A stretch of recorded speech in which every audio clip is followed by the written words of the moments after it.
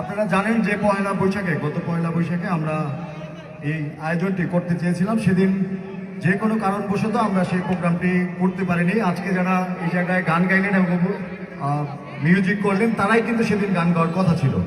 সেদিন আমরা কিন্তু একটা কথা দিয়েছিলাম যে আমরা আজকে পারিনি, কিন্তু খুব শীঘ্রই আমরা তাদেরকে আবার এই মুন্সিগঞ্জে এনে গান গাওয়াবো। আজকে আমরা আমাদের সেই কথা রেখেছি।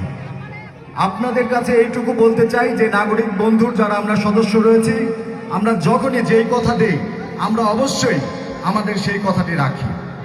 এবং আজকে এখানে যারা তরুণ এবং কিশোর যারা উপস্থিত আছেন তাদের কাছে আমার বিশেষভাবে একটি অনুরোধ থাকবে, আপনি আপনার বাবা মার কাছে সবচাইতে বড় সম্পদ। আপনি আপনার জীবনে শুধু একটি স্বপ্নই দেখবেন, সেটি হলো আপনার বাবা মার স্বপ্ন পূরণ করা। কারণ আপনি যদি এর বাইরে কোনো স্বপ্ন দেখেন, এর বাইরে যদি অন্য কারো স্বপ্ন পূরণ করতে চান, তাহলে আপনি মরীচিকার পিছনে ঘুরবেন এবং দিন শেষে দেখবেন আপনার প্রাপ্তি কিছুই নেই। তাই প্রত্যেকের কাছে বিশেষভাবে অনুরোধ থাকবে, আপনি আপনার বাবা মার স্বপ্ন পূরণ করুন, আর কারো স্বপ্ন পূরণ করার প্রয়োজন নেই। প্রতিটি যুবক, প্রতিটি তরুণ, প্রত্যেকের মধ্যে একটি আলো আছে। আপনি আপনার সেই আলোকে শক্তিতে রূপান্তর করুন, এমন শক্তিতে যেটি সমাজে আলো ছড়াতে পারে, অন্ধকার নয়। তাই কেউ কিশোর গ্যাং হয়ে উঠবেন না, সমাজের অসামাজিক কাজের সাথে যুক্ত হবেন না।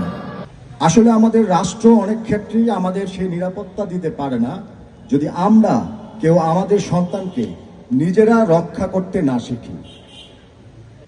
কারণ আপনি খেয়াল করে দেখবেন যে কয়জনই শিশু ধর্ষিত হয়েছে তাদের মধ্যে অধিকাংশই তিনটি শ্রেণীর মানুষের সাথে সবচেয়ে বেশি মিল পাওয়া যায়।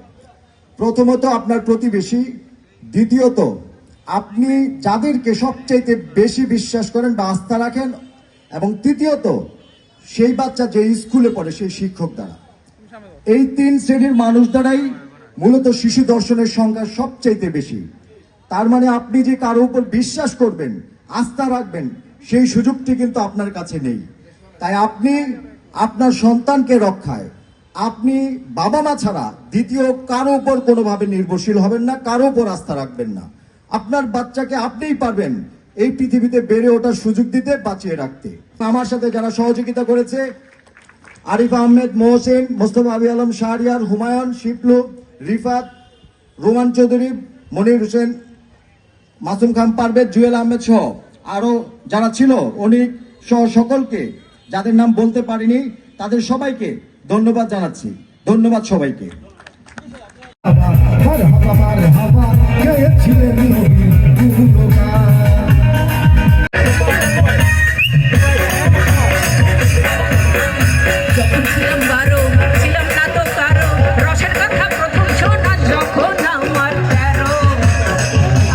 মনিটরে ভয়েসটা একটু বাড়াবেন, আমি কিছু শুনতে পাই।